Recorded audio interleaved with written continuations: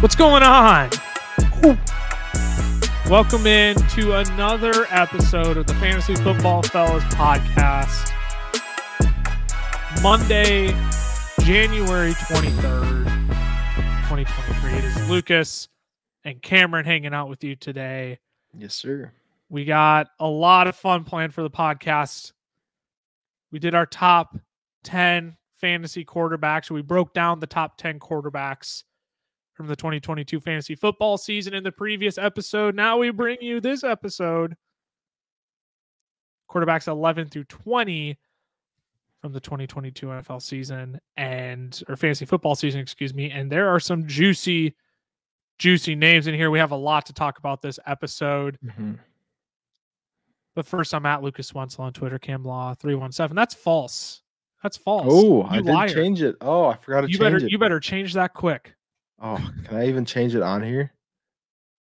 You should be able to. If not, I can do it for you. Maybe I can't though. It's a Cam. Oh, I don't even know where to change it to Cam. He doesn't even know what he changed it to. Oh no, I was trying to CamLaw FFF, if I remember correctly. Let's see. Yep, CamLaw FFF. Look at that. There I'm we on go. the nose. I'm at Lucas Wenzel. Cameron's CamLaw FFF on Twitter. You can follow our main pages, FF Fellas on Twitter, the FF Fellas on Instagram, Fantasy Football Fellas on TikTok and YouTube.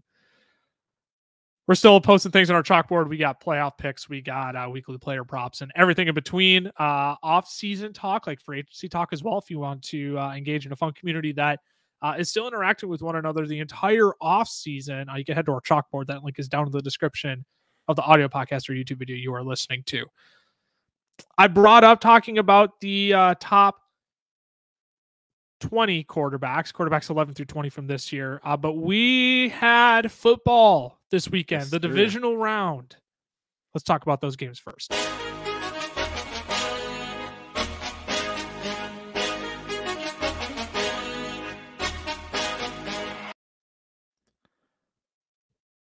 This was projected to be a super fun weekend of football.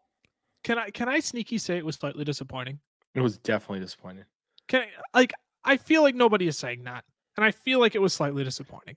It was 100%. I mean, I was really looking for like the Bills-Bengals game. I was like, that might be the game of the year, and it was not. It was not. The Bills look awful. It was fun for like 3 drives, and then it was kind of like, eh.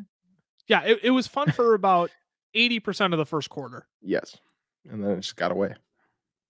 We'll touch on that game in a little bit, but let's go through the order of games in which they were played this weekend. We can start with the second most contested game this weekend. And I bet you didn't think that was going to be the second most contested game going into the weekend. Chiefs and Jaguars kicked things off. The Chiefs came out on top 27-20. If you took Chiefs 9.5, it was 8.5 earlier in the week. If you took either of those, you got backdoored by the Jags. Yeah. And you are in pain. They played on Saturday, so you were in pain all day on Sunday while you were watching games. Mm-hmm. And you were mostly in pain because Patrick Mahomes, he was 22-30 for 195 and 2. And you're like, 22 for 195? And you're like, yeah, because he has a high ankle sprain. Yeah, because that was a nasty tackle. I struggle to call it dirty. At the end of the day, I don't know what you're supposed to do if you're the D lineman there. Like, you grabbed him high and you're trying to bring him down. Yeah. I get it. You shouldn't tackle high and try and drag a quarterback backwards, but like, I don't know what else you're supposed to do there. Well, at any rate, Patrick Mahomes, high ankle sprain. We'll touch on that in news and notes a little bit too, but I mean, that's a difference in this game. I don't think the Jags keep this game as close as it seemed if Patrick Mahomes, is fully healthy that entire game. No, I agree. I don't think this game is even remotely close. If he's fully healthy, right? He couldn't move out of the backfield. Like, he could barely hand the ball off. So, he's not getting all of it into his throws. Andy Reid had to shrink the playbook then, just to make sure, hey, he can only come out of shotgun. He can't be taking like multiple steps moving around. But yeah, I mean, they still stuck it out. I mean, Mahomes is still really good, and the Chiefs defense, the Chiefs whole team as a whole is really good. And they're really well coached. So even when Chad Henne came in, he was able to come down and score a touchdown because they are still a really good team without Patrick Mahomes.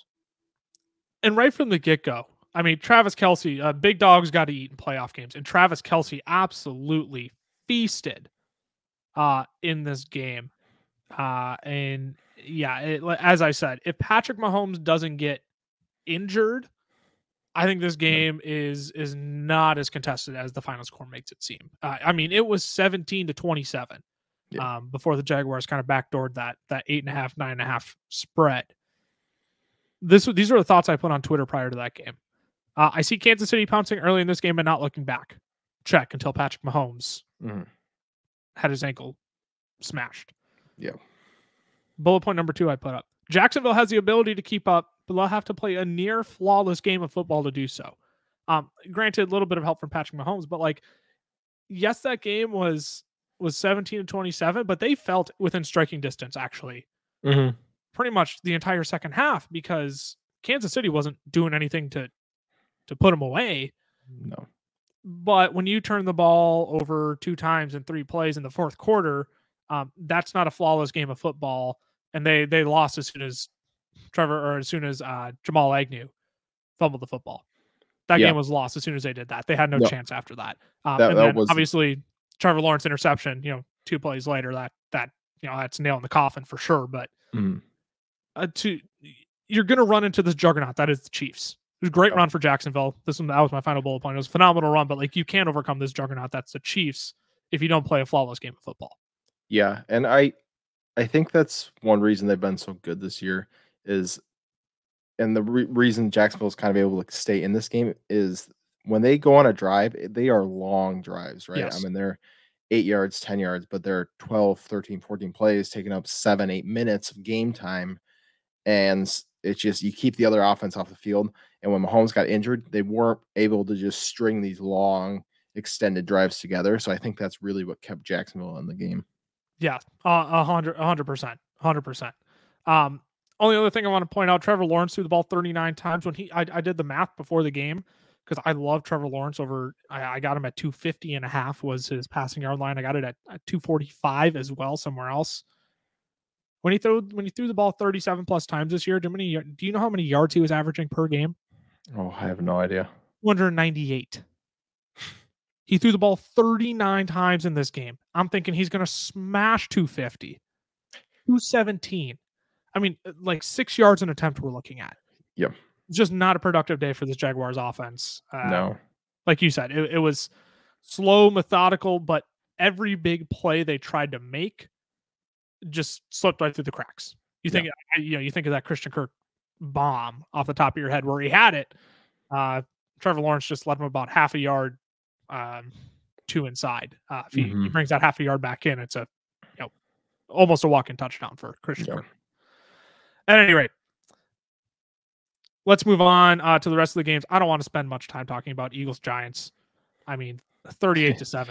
Again, my bullet point that I put in my tweet before this game was Philadelphia's going to come out and take care of business as all 1 seed should coming off of their bye week. And you were 2 drives into this game and you knew this game was over? The Giants had no chance. No, they didn't. Right before the game, I tweeted out Eagles by 21. I wanted to say Eagles by 31, but I'm like, nah, that won't happen. And then sure enough, it does. That was an impressive call. But I just think we have such short-term memories as NFL fans, as people watching the game. Like, I understand San Francisco is really good, but we forget how good this team is when Jalen Hurts is playing, especially at home. Yes. You don't go into Philly with Jalen Hurts, the way they can run the ball, the way this defense plays, and just kind of walk all over them, right? Daniel Jones looked like Steve Young last week, and this week he looked like he should barely be an NFL quarterback. That's what this Eagles team can do, and that's what I thought they were going to do, and that's what they came out and did. I was telling Tyler this. We got together for the Jags Chiefs game on Saturday. Then we started talking a little bit about the games coming up as well. And I was listening to the Bill Simmons podcast, and Bill Simmons, famous playoff gambling manifesto.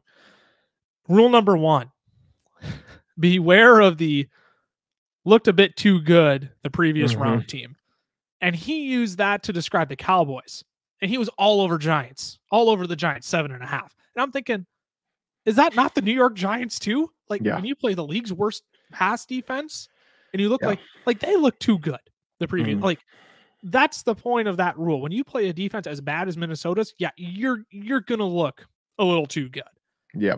And when you run into a team like the Philadelphia Eagles who have the tools to win the Super Bowl at this rate, like yeah, I think them and San Francisco are probably the favorites. You can throw in Cincy. But like, I think they're the favorites right now. Like that's a juggernaut. You can't play that same brand of ball and not expect to just get walloped if you don't make changes. Yeah, I mean, and just going back to the Giants, Giants were like 2-5-1 in their last 8 games before the playoffs started. So, right, they did not come in hot. They came in, about as flat as any team. Then they show out against the Vikings. Before the game happened, I was kind of equating it to the Vikings version, the Vikings Minneapolis Miracle, right? You get a team like that who comes in, all of a sudden you get this huge win, everyone's excited, right? Younger team, and then you go to the next game in enemy territory, and you're just not ready, like mentally to be out there. Physically, obviously, that other team's rested, and that's exactly what just happened to the Giants. I don't want to discuss that game anymore because there's not anything else to say. The Giants aren't as good as people thought they were, and the Eagles are a lot better than people were making them out to be because, it's, like you said, short-term thinking and short-term memory. Sure. Cincinnati 27-10 over Buffalo.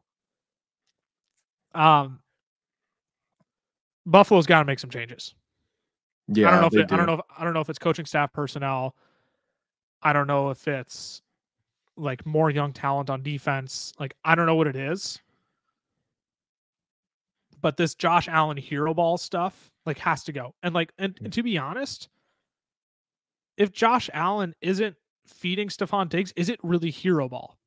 Yeah. Because there's not enough playmakers on that team outside of Stephon Diggs for Josh Allen to like play hero ball with. Like if you're going to play hero ball, you better be like the greatest quarterback of all. Like you better have a New England Patriots scheme with Tom Brady and Julian Edelman, right? Yeah. When Julian Edelman is your best wide receiver, and Gronk's in there, I understand that, but like let's not pretend that when Tom Brady made at least one of his great Super Bowl runs, like Gronk was out for 60+% of that season. Yeah. Yeah. Like you got to have somebody else. You have a better system. You got to have somebody else outside of Stephon Diggs. Something has to be different for this Buffalo Bills team because they got absolutely embarrassed on their home field, and it was ugly to watch. No, I agree. I tweeted out earlier today. You look at the 4 teams left. The 4 teams left have a great defense.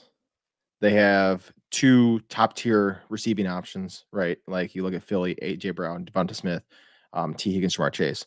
They have a running back who has over 1,200 yards from scrimmage, or they have Patrick Mahomes and Andy Reid, right? And Buffalo doesn't have any of those. Like Josh Allen's really good, but he's not Patrick Mahomes. He's not going to will you to win every single game, right? Sean McDermott is not Andy Reid. He is not probably the best play caller in the NFL. They need to add a second guy, opposite of Stephon Diggs, because Gabe Davis, Shakir, they just aren't cutting it for being able to allow Stephon Diggs to get open, because Diggs is getting doubled every single time, because why wouldn't you at this point? Yeah. And when he isn't, he was open and he wasn't getting the football. Yeah. Which is, you saw him jawing off to Josh Allen at the sideline afterwards. I'm like, oh, isn't that all too familiar of a sight? Yeah. As Vikings fans, and when Diggs spent the early part of his career in Minnesota. Like, yeah, that's all too familiar when Josh Allen can't find him with the football. And even if and I'm sure Diggs is like, I was open. And Allen is like, well, I don't know. There's some risk there. But it's like, I don't know. I trust a guy like Stephon Diggs who has proven himself to be reliable time and time and time again. I'm willing to take those chances if I'm down 27-10. If I'm down by 10 points that whole game, I've only got eyes for Stephon Diggs at that point. Yeah. I just don't understand how the Bills can continue to just say, Josh Allen, do something. Please do it for us. And he isn't even willing to look at Stephon Diggs at least 80% of the time. Yeah. Yeah. On the other side of the ball too, I remember last year, getting ready for the draft, where kind of a lot of people, it was last year, including myself, were like, you got to go offensive tackle. You got to protect Joe Burrow with number 5. Like Penei Sewell should be the pick, and Penei Sewell is great. but I just couldn't comprehend how like magical of a combination Jamar Chase and Joe Burrow are. Yes. They are just so unworldly dominant together when they're on the field. Jamar Chase should have had a second touchdown in that game, but it was called back. I understand the catch rule, but if you're just an objective everyday fan, like that looks like a catch no matter what. But man, they are a ridiculous combo, and anytime those two are on the field together, they can put up 30 points. 100%. And like, I know I bashed the Buffalo Bills offense, but like kudos to the Bengals on just like executing a perfect game plan too. Yes. Like they came out and bucked all sorts of trends. Joe Mixon looked really good on the ground yesterday, and he hasn't looked good on the ground all year. Hayden Hurst heavily involved, right? Like the Bengals did some great things on both sides of the ball too. That's not to take away from Buffalo, but I also think Buffalo could have done a lot more to keep this game competitive. And I think they also have a lot to improve upon, because this is now 3 years in a row they haven't been able to get over the hump with a really good football team. Yep, would agree. Last game, San Francisco tops Dallas 19-12. I'm just going to ask this question. Who's this game on for Dallas? Because the defense did their part. Is it on Dak? I see a ton of people. It's like, it's on Dak. 2 picks, played terribly. I just think it's the offense in general, right? It's just, there was just so many different things, like Dak 2 interceptions. You look at that last drive with Dalton Schultz. Like Dalton Schultz had 2 boneheaded plays on the fact he couldn't get 2 feet in bounds on the sideline, right? You can't even give your team a chance to throw it down the field. Different things like that. I think that is why so many people scrutinize Mike McCarthy, because every team he has, when they get to that point, they always make a boneheaded mistake, or multiple in a row. And I think that's why he gets so much scrutiny. I think we talked about it on the pod. There was a statistic between, Sean Payton and Mike McCarthy. They're right there within wins and stuff. But a Sean Payton team didn't make those mistakes, right? They'd get beat flat out. They just didn't have quite the same team, like a Mike McCarthy team with Aaron Rodgers and stuff. It would just be, they just make some mistake that you're like, why would you do that? And that's kind of how the whole Cowboys offense felt the whole day. I don't think you can. I think you have to give this loss out in percentages, because I think the majority of blame does on Dak Prescott. You got to protect the football in a game against San Francisco. You can't throw 2 picks against San Francisco. It's as simple as that, because they're going to take advantage of that. And I'm surprised. I mean, this Dallas defense played out of their mind. Yeah, they did. Like to hold the San Francisco offense to 19 points with how hot like they've been. Brock Purdy, he went 19 of 29 for 214. He looked painfully average in this game. Yeah. Like again, he has his like 2 he has his 2 plays that people will say, well, didn't you see this? Didn't you say that? And I'm gonna say, do you see that Brock Purdy could have had 3 interceptions in this game? Yep. Do you see how many times that he throws the ball and it just harmlessly falls to the ground? It's like, oh my gosh, it gave me anxiety for a second. How many times he underthrows these wide receivers and you're like, oh my gosh, if that cornerback is a half a second, 1/10 of a second there sooner, that's an intercept, right? Like Brock Purdy looked average in this game. This Dallas defense did their job. Christian McCaffrey, 35 rushing yards. Elijah Mitchell, 51 rushing yards. Like sub 100 rushing yards for this team. They did their job. Yeah. But yeah, I'm like you said, there are just time after time this Dallas offense just does like painstaking things. That's just like, why can't you just give us a break this once, please? Yeah. Can you not make this so painful? I agree, and I think when you look at Brock Purdy, the thing that kind of drives me nuts, and I think Vikings fans, we kind of do it sometimes too, with Kirk, with Daniel Jones. It's these quarterbacks, right? They're not world beaters, and like right now, a guy like Lamar is coming around. It might be on free agency. People are like, I mean, I know 49ers, it's a lot less likely, but like the Giants fans are like, no, we want Daniel Jones. Okay, Daniel Jones won you a playoff game, right? Brock Purdy's won you 2 playoff games. But there's a lot better quarterbacks out there, right? You look at the San Francisco team. If they had if they had Kirk Cousins or Dak Prescott right now, they're the Super Bowl favorite. It's not even close. It's not even close. No, I 100% agree. And that's the thing I think we got to realize as NFL fans. Yes, they're playing well in the system right now. Like, yes, he's a rookie. He's young. But it could be so much better. I think that's something we forget. It could. And let's be honest, San Francisco could have easily lost this game too. Yeah. clock management was just kind of confusing on their end of the football. Tail end of the first half, Yeah. just like 45 seconds just burned for like seemingly no reason. Yeah. Elijah Mitchell running out of the bounds at the end of the game. Just interesting. Just interesting all around. Definitely. That was the divisional round recap. We do have a few pieces of news and notes that came from this weekend. So let's cover those quick before moving on to quarterbacks 11 through 20 of the fantasy football season.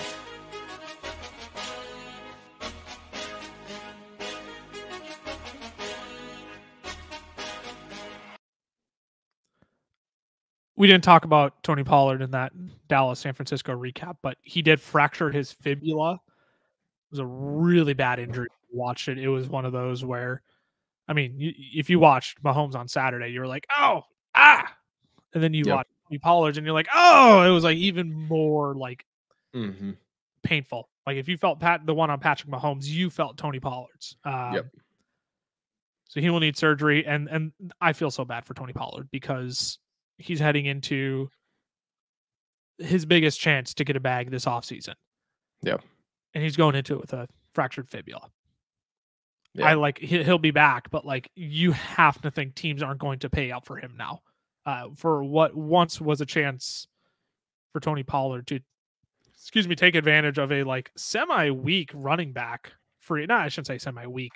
I mean, some good running backs in free agency, but like this was his chance to get a bag from Atlanta, to sign with a team who could pay him a lot of money. Yeah. Because Dallas has got money tied up in Zeke. I don't think they're giving Pollard too much money. No. I think they franchise him. They talked about franchise tagging him, I believe. Yeah. Do they really want to franchise tag him after a fibula injury now and what that franchise tag is going to be? I don't think they're going to want to do that. I just feel bad for the guy because this was his chance to go get a bag, and I don't think he's going to get it now.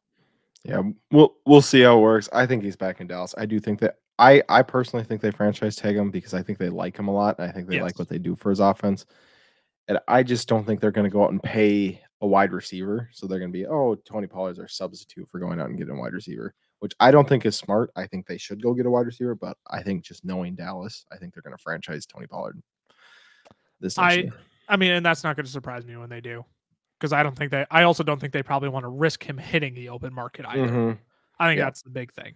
I think it's most likely, but if he doesn't, man, I'm going to feel bad for him because I don't know if a team's going to give him the bag he once could have had if he doesn't fracture his fibula here.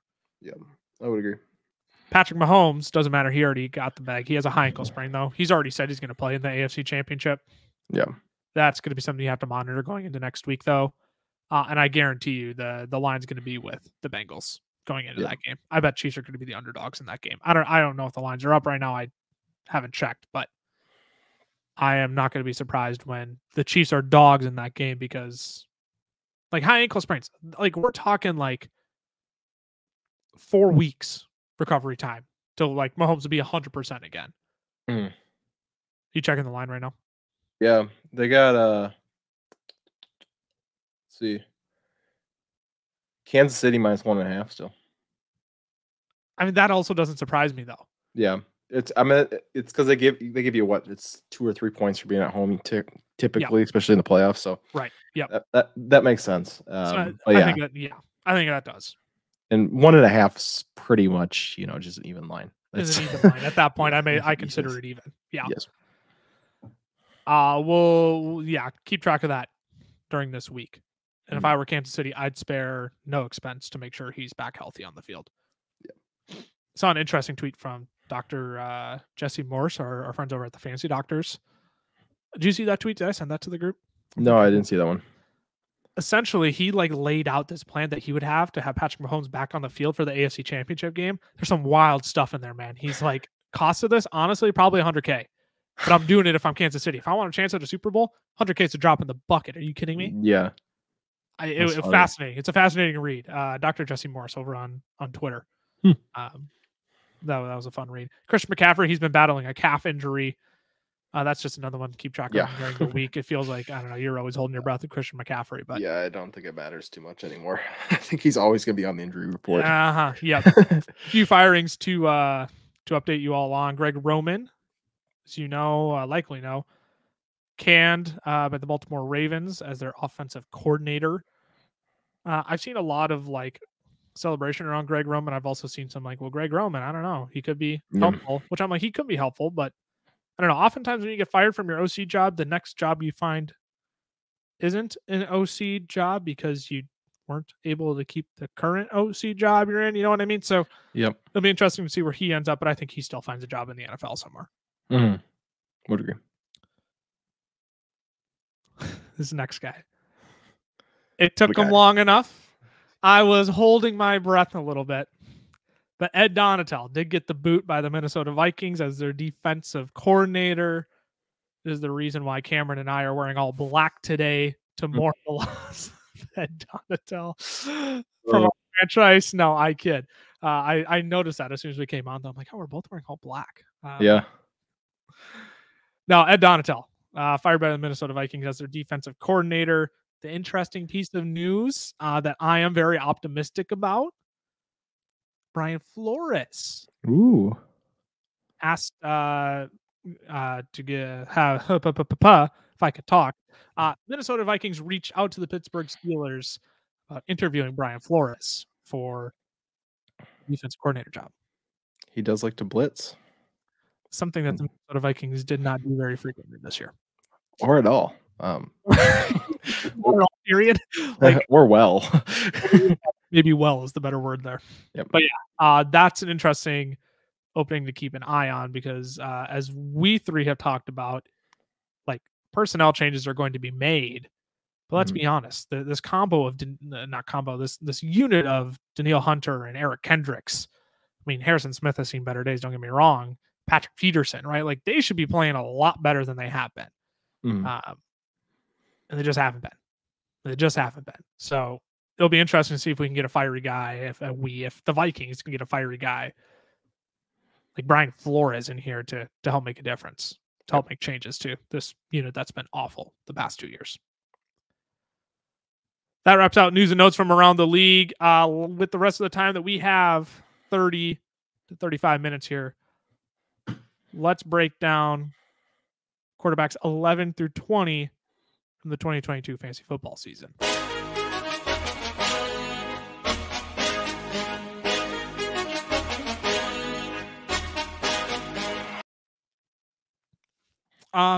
Before we get to this list, I want to talk about 4 guys that didn't quite make this list, or some guys to mention at least, who you're probably going to have to at least consider going into 2023.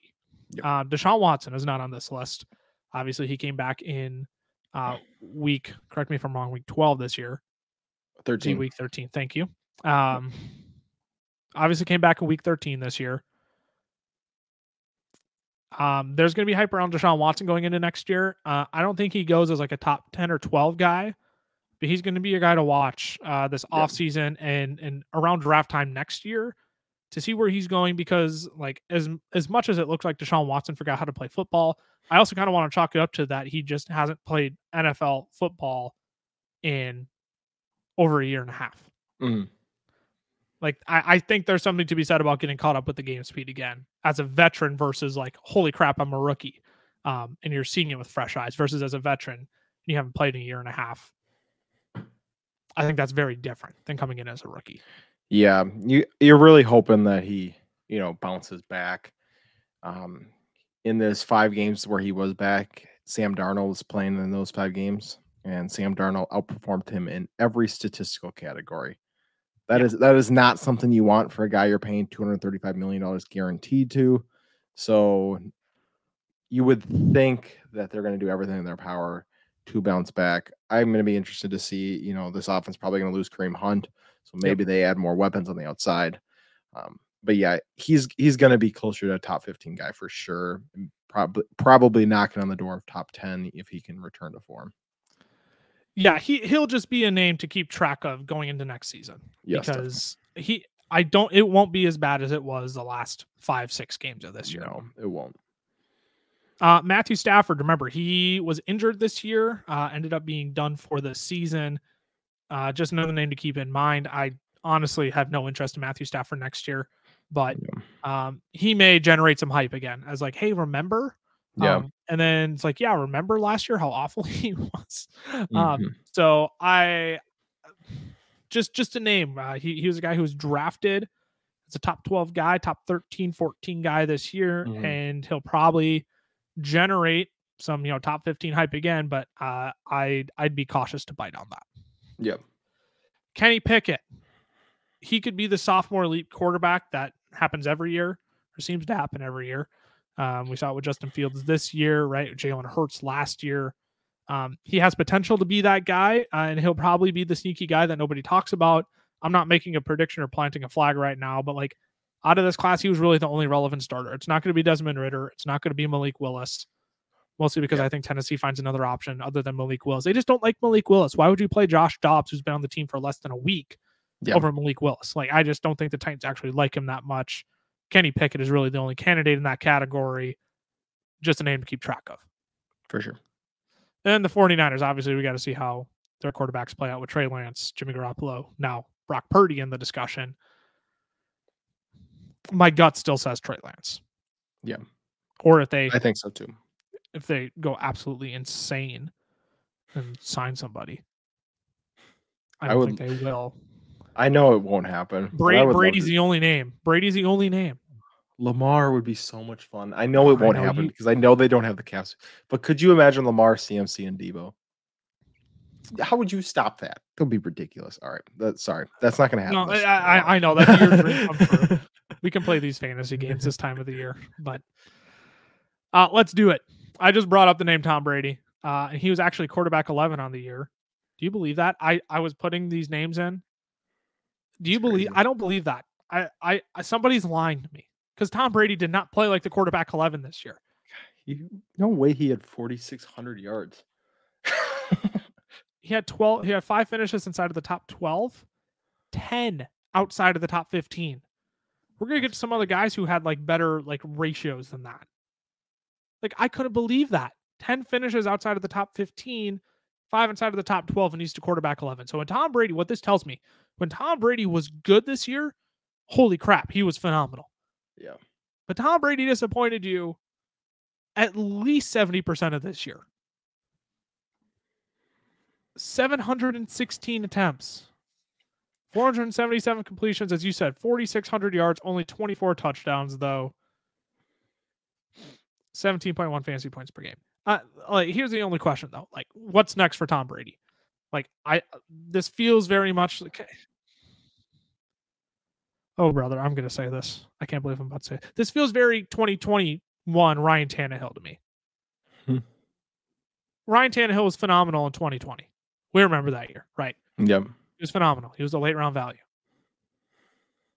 Comes out the next year, and you're like, wait, he finished as a quarterback 12? That's what this feels like. Tom Brady last year sets the world on fire. Yeah. Going like crazy. And then this year, like, holy crap, this guy stinks. Wait, he's a quarterback 11? And now we saw what happened to Ryan Tannehill this year. I don't know, man. I don't want to wish that upon Father Brady. I love him. One of my favorite football players ever. I just, it feels that way to me. Something to me is just like, I don't know if we're going to get top 12 Brady back again, ever. I don't know if we will. Yeah. Honestly, the only way it feels like it's going to happen is if he gets to San Francisco, which I don't think he's going to. He's got to get to an elite offense. I 100% agree. Yeah, where he can, it's just like, he can make the Brock Purdy type plays where he throws it 10 yards to Deebo Samuel. Deebo Samuel breaks for 70 yards for a touchdown. That's what he needs right now. I don't know why. If I were him, I would just ride off into the sunset. But, I would have done that 5 years ago. So and he would have lost out on 2 championships since. Yeah. But it's just, I just don't know. I don't know what's going to happen next year. There's just so many more names that I just don't think he's going to be, he might be fringe top 15 quarterback going into next year. Where does he end up? If I had a pick right now, wow, I don't even know. Miami. Vegas. Oh, Vegas. He ends up in Vegas. Wow, I knew there was a team that I was missing when I said Miami. No, Vegas, definitely. I think it's Vegas. Tennessee is going to sneaky be in the market. Tennessee is going to sneaky be in the market. Tyler is convinced, insider information, Tyler's not here to defend himself. Tyler's most confident in the New York Jets signing Tom Brady this offseason. He wants it. He wants a Brett Favre. He does. That's exactly what it is. He's like, this is Brett Favre 2.0. That would be funny though if he took him to like an AFC Championship game. I mean, I like honestly, if I had to put a second team there, they're also willing to spend up on a quarterback. Although here's just give Brady the bag, and frankly, if I'm Brady, I don't know any of the teams I'm interested in or will have enough money to actually sign me. Sorry, I'm not going to take a pay cut if I'm Tom Brady. Like, I have enough Super Bowls. Here's my thing: is I just thinking about this. I don't know if he wants to go to the AFC. Do you really want to have to try to get through? Do you want to have to try to get through Mahomes, Allen, and Burrow just to make it to the Super Bowl? Yeah, I wouldn't blame him. That's my only thing. So maybe he does say NFC, but I have no idea what he's gonna do.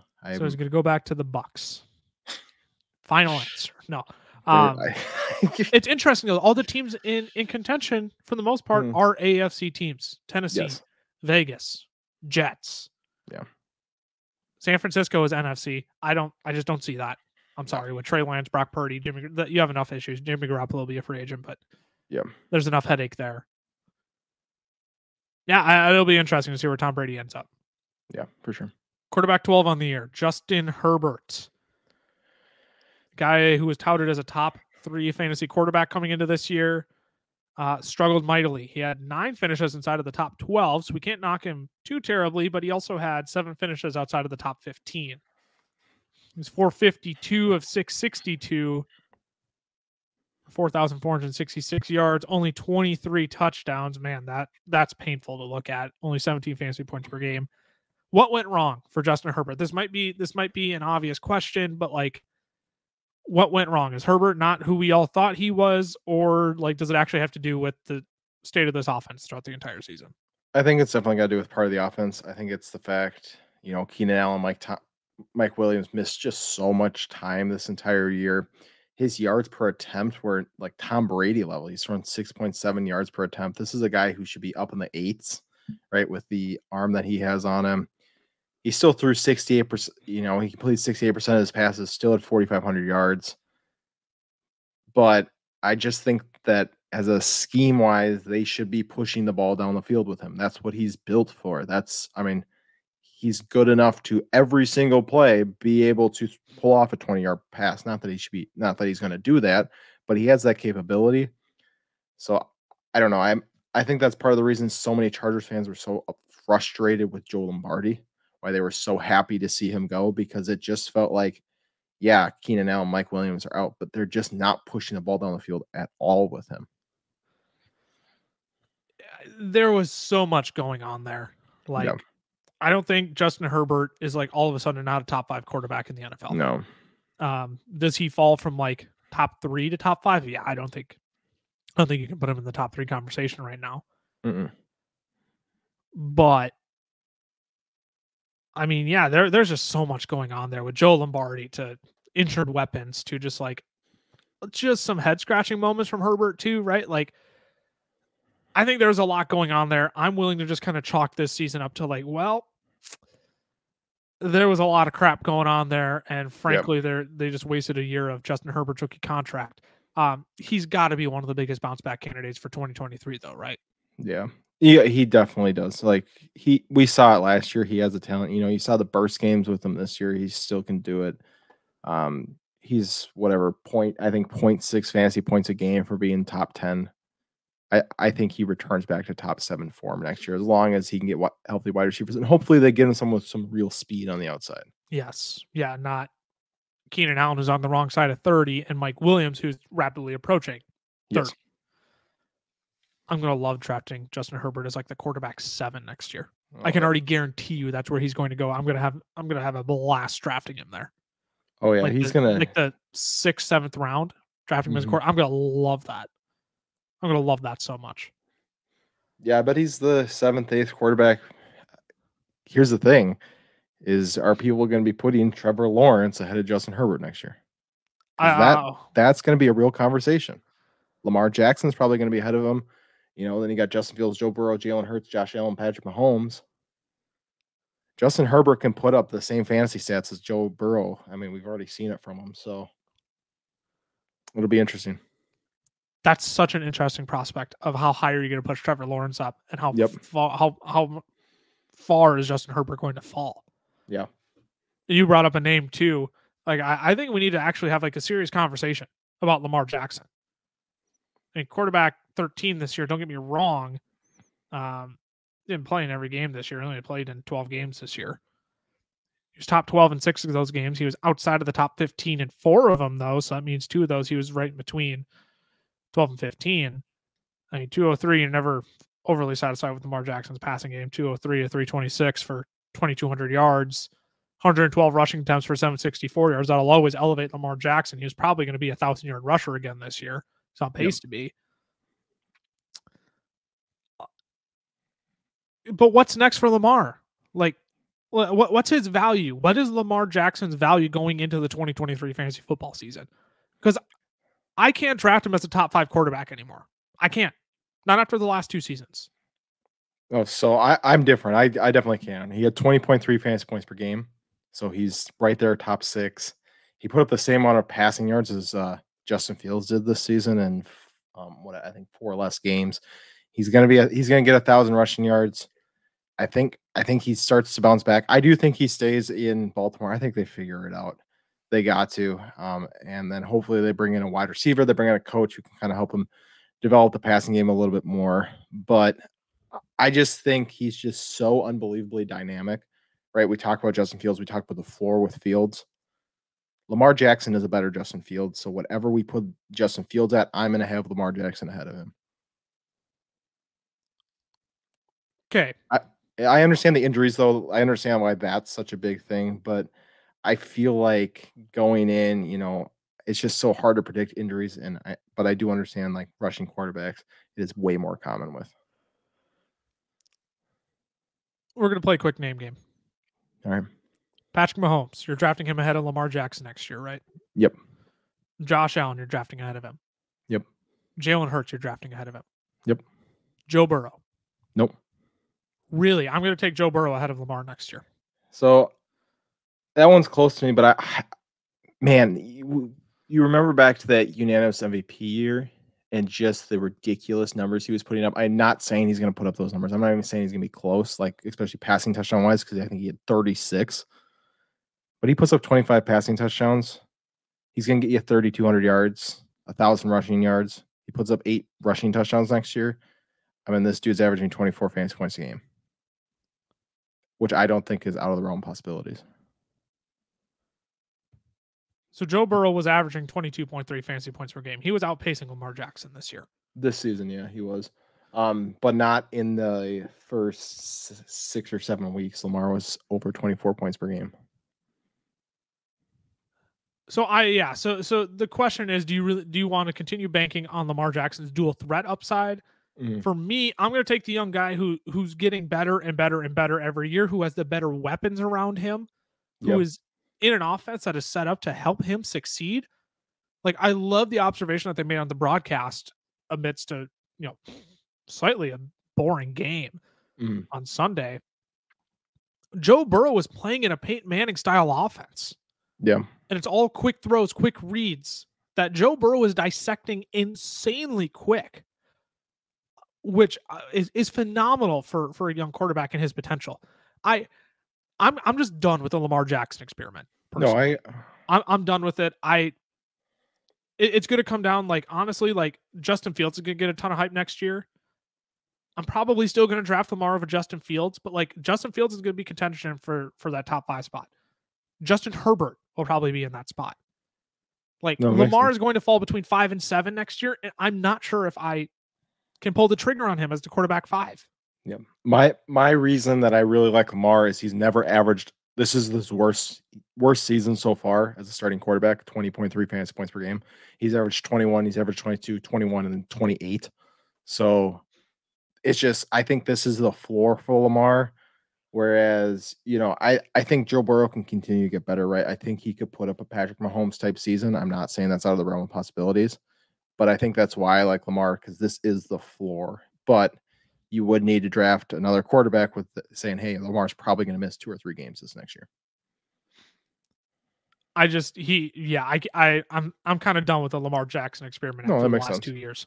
And maybe you can say part of it is like, oh, he didn't have a contract. Like, okay, I don't want to bank on that, because what if Lamar actually does get the stomach bug again and he misses 2 weeks? What if Lamar actually does have a lower body injury again and he misses 5 weeks? Like, I don't know. Like, I get we run the same risk with Joe Burrow, right? Like, any quarterback can get injured at any time, and sure, mobile quarterbacks risk that a little bit more by getting outside the pocket more. But like, I want the guy who has weapons. I want the guy who's done it for back-to-back years now. I want the guy who's thrown for 35 plus touchdowns. And I feel like I can rely on a week-to-week basis, and I'm not scratching my head with Lamar thinking, okay, well, he better scramble for 100 plus yards this week. Otherwise, I'm probably going to get a top 12 finish versus a top 5 finish. No, that makes sense. I think it's similar to like Christian McCaffrey last year, right? Sure. There's a lot of people who've just been burnt enough times by him where you're like, I just can't, I know the upside's there, but I can't draft him. And it's different now, right? Because McCaffrey was putting up numbers that were way ahead of every running back, whereas Lamar has had one season of that. And since, he's been a top 2-3 quarterback in points per game, but it's not like so far ahead that it was worth the risk for most people. There's going to be a lot of nuance around Lamar Jackson next year, and I feel like he is going to be one of the most polarizing players probably going into draft time. I would agree with that. And I think that's where you and I are kind of at. There's room for nuance here. There's room for opinion, but like, yeah, you're going to trust the upside. I'm going to say I'll take somebody else in those middle rounds and draft a guy like I said, Justin Herbert. I think is going to fall outside of the top 5, 6, 7 quarterbacks next year. I'm going to scoop him up all day long in the later rounds. Let's keep things moving though. We're 48 minutes in, and we got quite a few more quarterbacks to cover here. Aaron Rodgers is a quarterback 14 on the year. He was 333 of 515 for 3,500 yards, 25 touchdowns, 11 interceptions, 14.9 fantasy points per game, 239 total fantasy points. Only 2 top 12 finishes on the year. It was an abysmal year for Aaron Rodgers. He had 8 finishes outside of the top 15 quarterbacks. So for a good chunk of the year, Rodgers was hanging around in that quarterback 13 to 14 range. But I mean, this doesn't feel like a quarterback 14 year from Aaron Rodgers. No. I mean, I have to ask the question though, like, people were saying back-to-back MVP, no way he falls off this much. But like, sorry, like Davante Adams merchant, like, I'm going to put it kind of bluntly, but like, clearly Davante Adams had something to do with his success. He's the one missing variable here. Yeah. I think Aaron Rodgers has, he's always had that Mahomes-ish magic where he can scramble out, he can make these throws. He's not young anymore, right? He can't do that consistently. He needs a number one guy he can rely on. He didn't have it this year. Lazard and Christian Watson together don't even equal Davante Adams. So it's just, I think that's the biggest part of it. He just didn't have a guy he can rely on, and he's not the same guy he was. And he just didn't look like he was having as much fun out there, right? He didn't look like it was fully invested in this team in football.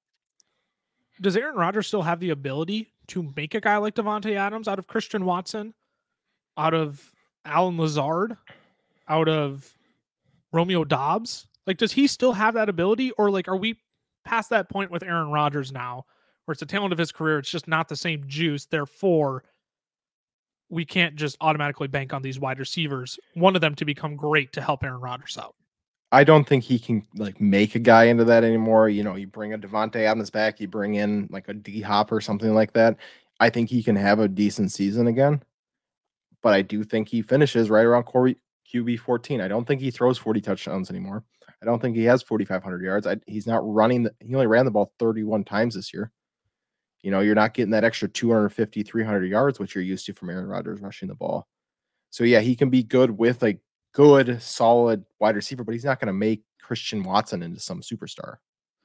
And that's not to take away from Davante Adams. I realize I say that, and it's like, what, Davante Adams like just isn't a good wide receiver? What, like he didn't develop himself? No, of course he did. Of course he did. But you have to realize, like, Devontae Adams is great. Yes. Also helps when you're playing with an elite quarterback for 90% of your career.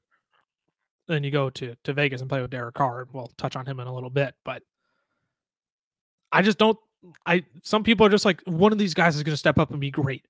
I don't know if Rodgers can do that anymore. I don't know if he has that same juice. Yeah, I would agree.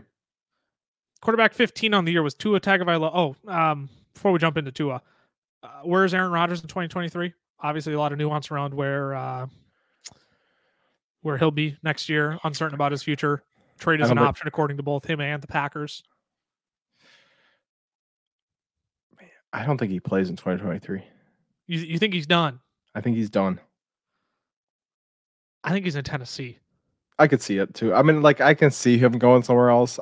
The whole offseason is going to be about him. That's all I know.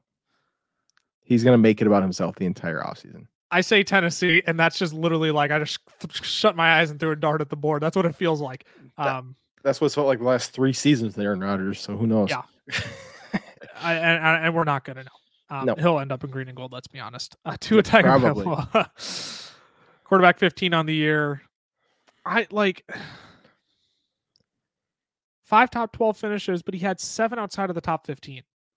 Tua went on a phenomenal 4-game stretch where he was a top 5 quarterback for 3 of the 4 weeks. And then he was just kind of average in terms of fantasy. He was just kind of average. 259 to 400, 3,500 passing yards, 25 touchdowns, 8 interceptions. Again, only played 13 games this year, struggled with concussions and everything of the sort there. Like, what do you make of this? Because Tua Tagovailoa is in a phenomenal offense. He didn't turn the ball over much this year. He looked like an improved quarterback. But when I see he only had 5 top 12 finishes and 3 of them came in a 4-week stretch, and he still had 7 finishes outside of the top 15, that tells me that I still can't trust Tua Tagovailoa to like make that jump to a top 12 quarterback, to that elite level status in fantasy football, that desirable every week starter that you can rely on. Yeah, he's right on that fringe, right? He's in the offense to succeed, right? You got Tyreek Hill, you got Jalen Waddle, you got Mike McDaniel. You're in an offense where you're built, like it's built for you to succeed. It's just, is he going to continue to take that step forward where it's consistency, right? He plays a good enough game. He plays a clean game. As long as he gets the ball out quickly, he's playing really well.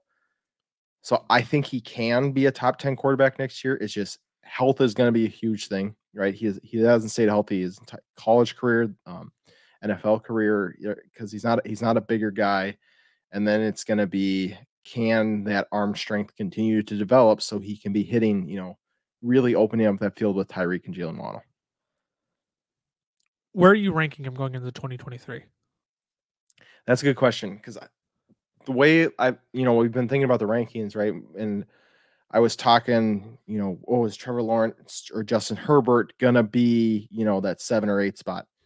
9 through, I had to say, like 15 just feels so, it could go so many different ways depending on how the off seasons go. He's gonna be in that range, right? Probably a fringe top 12 guy for me.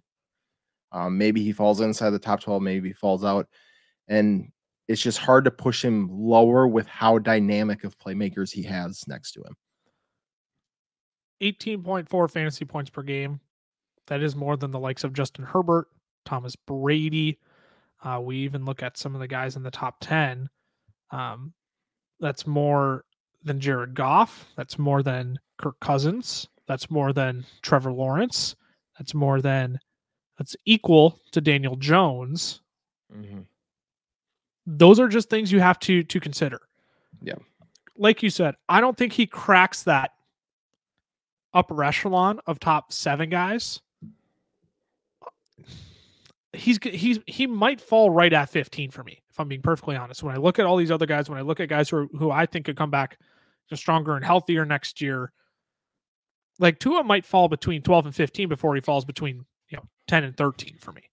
Yeah, and it's just he's got to be one where you kind of have to make a call on for next year, right? It's not like we don't have the indicators where it's like he's for sure gonna take that next step. Yeah, you've seen enough with him going both ways where it's like, man, he can be accurate, especially short and medium. He makes quick decisions, but can he be mobile enough to, move around the pocket, make things happen? Does he have kind of that next level talent? Yeah, it's totally going to be a call your own shot on Tua next Yep. year. And I'm going to be too panic stricken too, even though I like all of his playmakers. I don't think I'd be able to make him my starting quarterback confidently next year. Yes. That's probably where I'm going to be with him. Even if he falls inside my top 12, it's going to be really hard for me to trust Tua as a top 12, as my starting quarterback. He's going to be like a Matt Stafford this year, I feel like, where it's just like I left a couple of drafts with Matt Stafford after striking out, waiting late on quarterback and pushing my luck too far. And going in, I'm just like, I want another quarterback. Yep. That's how I'm going to feel with Tua. That's how I'm going to feel with Tua. Let's keep things moving here. For sure. I don't want to spend much time on Derek Carr because Derek Carr is painfully mid. Yep. Too many people in this offseason got Devontae Adams. Oh my gosh, top 12 season incoming. Like Derek Carr is going to be phenomenal, or he's going to be the exact same guy he's always been. Yeah. 5 top 12 finishes on the year. He was outside of the top 15 6 times. He played 15 games this year. So there's enough, just about as many games in between 12 and 15 as there was inside the top 12 and outside of the top 15.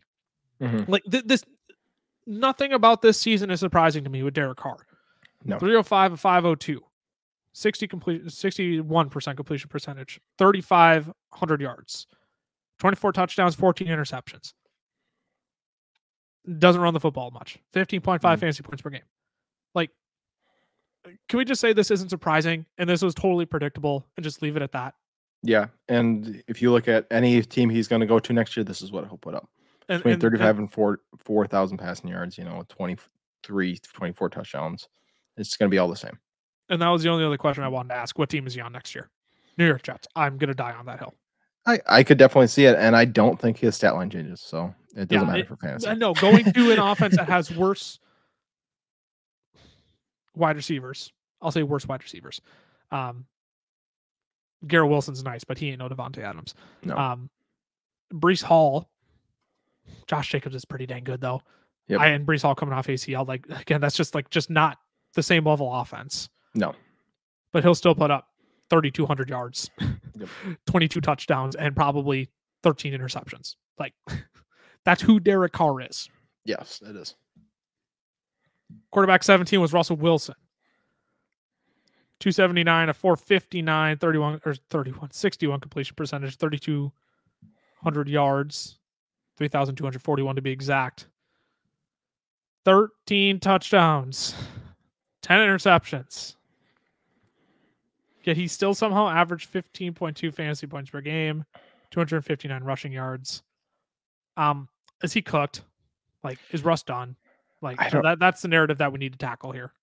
So, if the last 5 weeks of the season didn't happen, 100%. But he went QB3 and then he missed the game, QB22, and then QB4, QB1. It's just he has the capability. I just think I heard Mark Schlereth talk about it, and I kind of do agree. Just watching him play, Pete Carroll understood this guy can't make the same calls yet at a line that a Peyton Manning or Tom Brady can, and yet he wants to. The media wants me to let him to. He gets to Denver, they're like, "Here you go. Here's the keys of the whole offense," and it just didn't happen.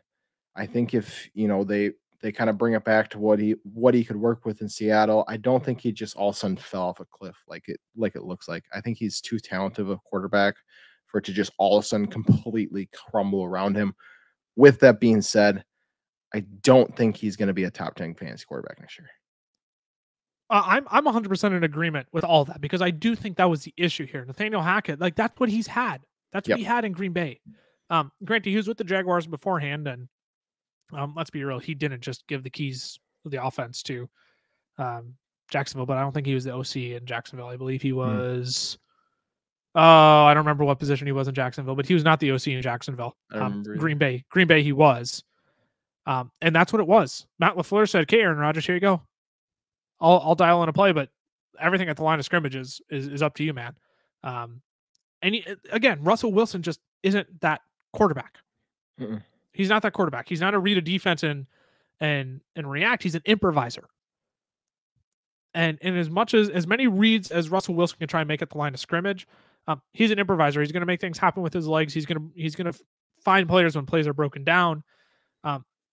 But Russell Wilson was also set up for success, like you said. Pete Carroll knew how to call plays for Russell Wilson, not for Russell Wilson to call the plays, which I think is what happened. And I don't think he's going to be a top 10 quarterback next year. I don't have him there in my head right now. But do I think he'll be better than quarterback 17 next year? I do think he will be. And I think he'll be a lot better than the abysmal season we just saw out of him. I would agree. I think just from an NFL standpoint, he's not going to complete only 60% of his passes anymore. He's not going to only throw for 3,200 touchdowns. He's not going to have pretty much a 1-to-1 interception touchdown ratio. So those are all going to improve. I just don't know if it's going to be enough where I'm super enticed fantasy-wise. Kyler Murray, he was the quarterback 18 this year. Albeit he played 11 games. 8 finishes inside of the top 12. 2 outside of the top 15. That only leaves 1 game where he was between the quarterback 12 and the quarterback 15. Kyler Murray was good this year. Can we acknowledge that? He was good for fantasy football this year. And I don't think a lot of people, like if you had Kyler Murray as your quarterback, you weren't like, oh my gosh, yes, I love having Kyler. But like you certainly were like, man, you know what? I'm glad I got Kyler and not Justin Herbert, Russell Wilson, who else is going? Tom Brady, right? Like, man, I'm glad I went with Kyler Murray instead. Okay, obviously his ACL kills his 2023 value. He's not going to be drafted in a lot of places in 2023. But like, out of what we got from Kyler Murray this season, like, what do you make of this? Because what I get from this is Kyler Murray, if fully healthy going into next year, I guarantee you he would still be drafted as like quarterback 6 or quarterback 7. Yeah, he has to be. And he's a guy where it's like, man, you know what? Like, he's now all of a sudden in the same breath as Lamar Jackson next year for me, if he were fully healthy, which he's not, obviously. But like, I look at that, I see 8 top 12 finishes, 2 outside of the top 15, only 1 in between there. Man, I was getting a top 12 quarterback far more frequently than a lot of these guys I'm looking at, and even some of the guys in the top 10. Yeah. I think fantasy wise, he's going to be a Daniel Jones plus when he's healthy, right? He's going to get you probably about 700, maybe even 800 rushing yards. Probably going to be right around that 3,400 passing yards. Maybe he has a year where he spikes up to like 28 passing touchdowns, but he's going to give you a consistent enough floor running the ball. He's a good enough passer where you're always going to get fantasy production. And he did it the first 6 weeks without D-Hop, right? So if D-Hop leaves, like people have been saying, like D-Hop was saying, it's not going to absolutely plummet Kyler Murray because he still has Marquise Brown, who he played really well with. So, and then, I mean, no Cliff Kingsbury, who, if you ask any Arizona Cardinal fan, they're as excited as can be because they hated the way he called the offense. So you'd think, hey, maybe the offense gets a little more dynamic. Hopefully they bring in someone else. But yeah, I have heard some rumors going around that he is already further ahead than expected. He's shooting to be ready like by the beginning of the season, by the beginning of training camp. Really? Which would be nuts. I mean, obviously I think that's a lot of him putting that out there too. Sure. But as a running quarterback, smaller running quarterback, you probably want to take your time a little bit more. Right. I don't think he's going to be running quite as much from the beginning, but if we're talking dynasty, he might be a guy right now. You're like, hey, looking in the future, even if he slows down a little bit running, he's probably still going to give me 500 rushing yards a season. Yeah. He's a guy that you might want to go, hey, I'll trade you, a Justin Herbert for Kyler Murray plus right now. That's a trade I would be interested in doing. If someone's got Tua and they would trade you for Kyler, I would trade Tua for Kyler. Different trades like that. I think you could really try to get good value for Kyler Murray right now. You just gave me a lot of ideas. I'm going to go to the drawing board now in the Dynasty League and try and make a few things happen here. He's such an interesting prospect, though. And Kyler Murray, obviously young enough still to where he holds some value for the future. But yeah, coming off ACL, that obviously not what you want for a mobile quarterback. Yep. Quarterback 19. I don't want to spend any time with this. Marcus Mariota. Yep. Somehow the quarterback 19 this year. This is a meaningless finish. 3 top 12 finishes, 7 outside of the top 15. Obviously, he pretty much just quit on the team after 13 games. Yeah. I don't even want to spend time talking about Marcus Mariota. No, he's not in the NFL next year. Who cares? Yep. Let's move on. Dak Prescott was a quarterback 20 this year. In 11 games, there it is. 6 top 12 finishes, 4 outside of the top 15, 1 smack dab in the middle there. In 11 games, he led the league in interceptions with 15 of them. He went on a brutal stretch throwing multi-pick games. Mm-hmm. Can you trust Dak Prescott in fantasy football anymore? I think you can. I think he's going to put up enough stats. This team's going to move the ball well enough where he's going to I think he's going to be a top 12 option next year. This is his first year where the interceptions really got away from him, right? He's had a couple years. His previous high was in 2017 with 13 of them. So I don't think that this is something that's going to continue. But I also think it's going to depend on what this Dallas team does. If they don't bring in a wide receiver, I am going to have a lot tougher time truly trusting Dak next year, right? If Tony Pollard's not back, I'm going to have a lot harder time trusting Dak Prescott next year because I think Michael Gallup's a pretty decent wide receiver, but I don't think he's the answer as their wide receiver too. I'm only going to be interested in Dak Prescott next year, I think, if I'm stacking him with CeeDee Lamb. That might be my only interest in Dak Prescott. Yep.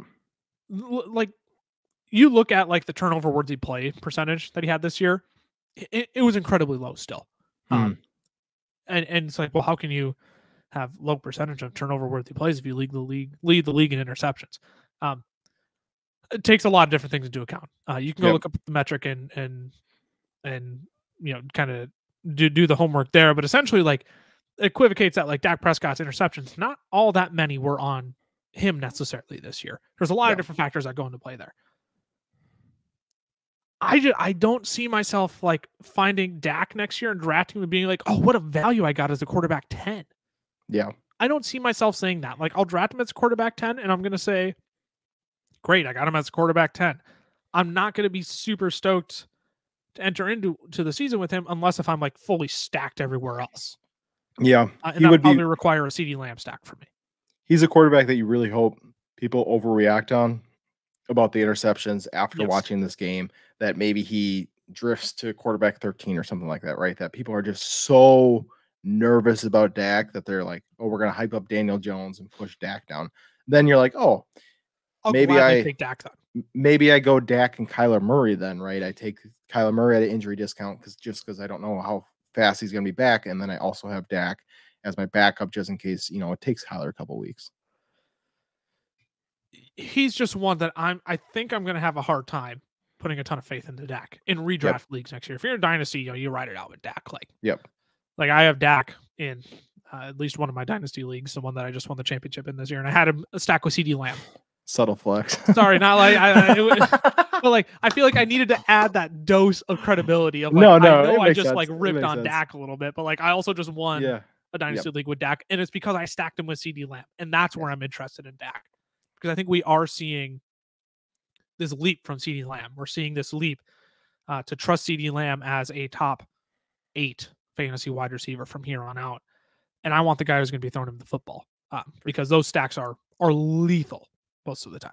Definitely. Anything else you want to add on these quarterbacks before we sign off here? No, I think for quarterbacks every single year, right, you get outside the top 5 or 6. It really comes to where they're falling ADP wise. If they're falling 8 or 9, you probably get a similar value guy falling 13, 14. So that's just kind of how it always feels like it plays out. So that's just going to be something that we have to watch throughout the summer. I'm trying to dig this turnover worthy play stat percentage up. Because I told the people, you can go do your homework. And I'm like, well, yeah, I should probably. If this podcast is going to do anything, it's going to help educate you on that. The player profiler? Yeah, not player profiler, excuse me. There we go. According to Pro Football Focus's John Owning, 6 of Dak Prescott's 11 interceptions have come on plays that weren't deemed turnover worthy by PFF, meaning that they weren't his fault. Interesting. So there's the correlation there. I wanted to find that and make sure I provided the people that instead of just saying you can go look it up, because that's lazy on my end as an analyst for you all. So that's the only thing I wanted to add. Otherwise, thanks for tuning in to another episode of the Fantasy Football Fellas podcast. Make sure you're following us on the socials. I'm at Lucas Wenzel on Twitter, Camlaw FFF for Cameron, FF Fellas for the main Fellas account.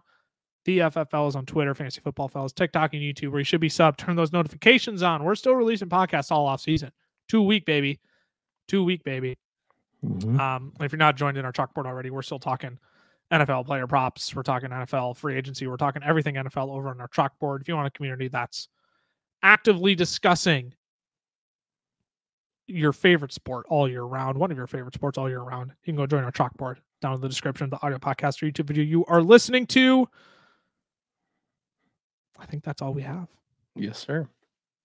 Thanks again for tuning in. Cameron and I, two stooges of 3 being dudes. Tyler, we miss you.